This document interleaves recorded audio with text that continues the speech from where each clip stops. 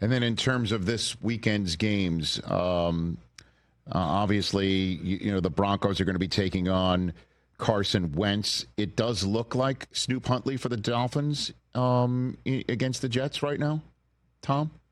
That's what Mike McDaniel is saying. Tua suffered, it didn't really get much attention, but it was about 3 weeks ago. He suffered a hip pointer, basically a bruise on the hip that slowed him down in that game and affected him. Then the following week, he got hit again. And the word is it's not a bruise at this point that's the concern. It's something muscular. And from my understanding, it's really impacting his strength and mobility. And so they just don't feel comfortable putting Tua onto the field. And I'm certainly not going to sit here and bag on Tua about durability. We all know the track record. We all know the serious, time that he has missed because of concussions in his career. But you go back a couple of years ago and they go into a playoff game with Skylar Thompson at quarterback. Now here they are facing that same team a couple of years later with the playoffs on the line, and Tua is out once again.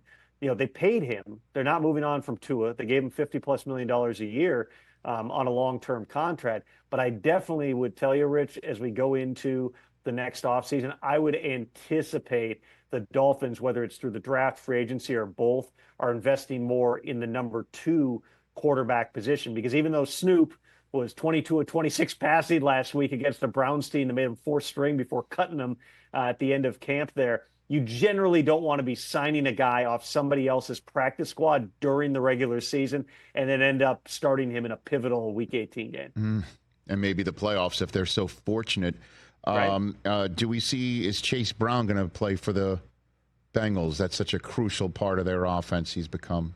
What do you think? It sounds like they're going to take that one all the way up till kickoff. He suffered certainly a painful ankle sprain in that game, but the fact they haven't ruled him out, you would think gives him a decent shot. I would say right now I would not be counting on Chase Brown playing in that game. He listed as questionable, so is T. Higgins. Let's put it this way. I would put a much higher percentage chance, Rich, do you see T. Higgins in this game than Chase Brown?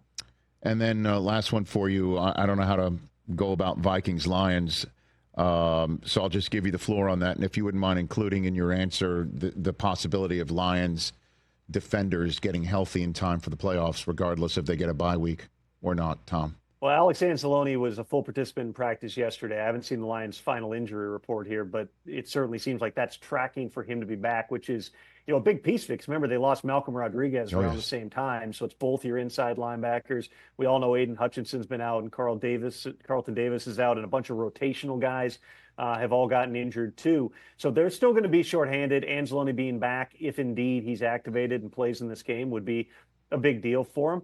You go back to that first meeting and it was I believe a 31-29 Lions win in Minneapolis back in week 7.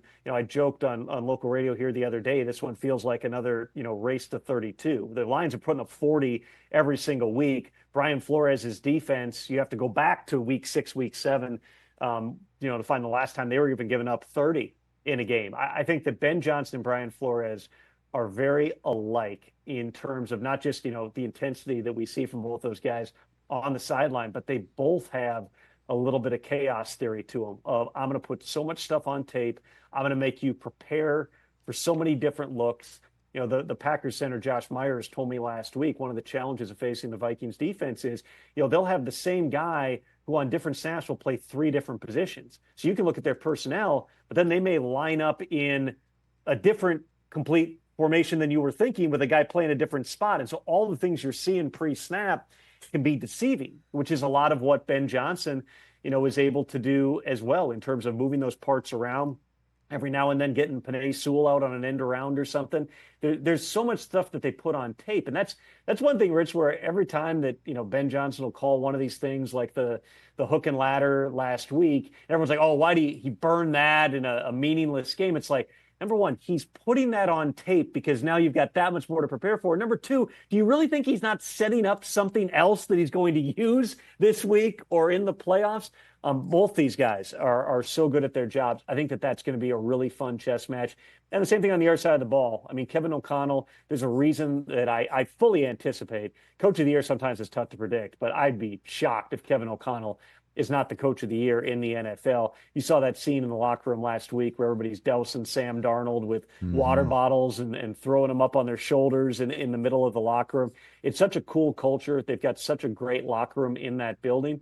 And going up against a group with, Aaron Glenn's defense that, they've been giving up a lot of points, but look what they're playing with. You got a bunch of guys out there. They're signing off other teams' practice squads and just trying to get by here. I think it's going to be a physical fight because that's the brand of football the Lions always play. I think that the creativity on both sides, nobody's going to hold anything back, because I had this thought, Rich, when I walked out of US Bank Stadium last week after the Vikings beat the Packers. I grew up in Minneapolis, okay? So I've followed the Vikings going back to, being a kid. And you remember those years where it really feels like there's something special, because you feel it in the community here, and the things that, the texts I still get from friends and family members and whatnot. And everybody remembers what it felt like in 1998 and 2000 and 2009 and in 2017. And every one of those years, hey, you get to this point, you've won this many games. It's like, all right, home field advantage, here we go. And I'm walking out of the stadium going, that might have been their last home game. They got to go into Detroit and beat the Lions, or that's it. They're going to Tampa or something next week. It's wild to think that you're going to have a 14-win wild card team going on the road. But I also can't help but think, Rich, somewhere down the line, and depending how the seeding lines up, it'll probably be a divisional playoff game. But who knows? Maybe this is the not the last Vikings-Lions game we see here in the playoffs. Catch the Rich Eisen Show every single day on the Roku channel, 12 to 3 Eastern, for free.